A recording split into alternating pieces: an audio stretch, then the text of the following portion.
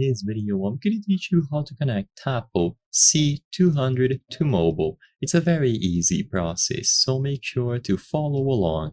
To connect your Tapo C200 camera or any other model to a mobile device, you need to use their mobile app. So look for the TP-Link Tapo app to start. Once you have this app downloaded, you will need to sign up to use their services, so create an account with an email address and password as needed. Once you have created your TP-Link ID, you will see the very first step. So to begin, you will need to plug in your Tapo device and wait about 30 seconds until the LED starts blinking red and green. So plug it into a power outlet.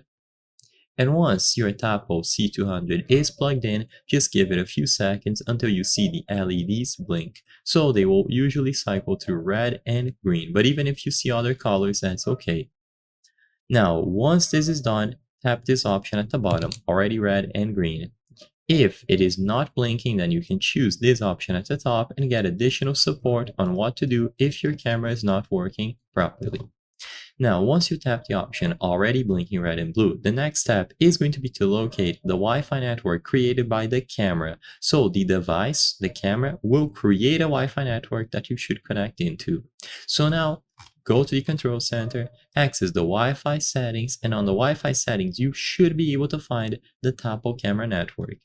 It is either going to be under My Networks or other networks nearby. So just tap on that specific network. It is usually going to be unprotected, so there's not going to be a password. You just choose the option to connect it. Once this is done, go back into the app and see if it automatically redirects you, or choose the option here at the bottom. I'm already connected.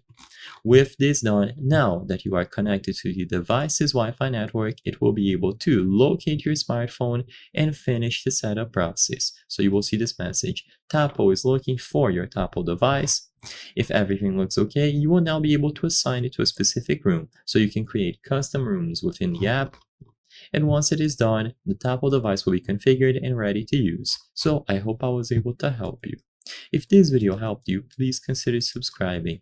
As you can see, 83% of the people watching our videos are not subscribed. By subscribing, you can help us make higher quality videos. Thank you for watching, and I'll see you on the next one.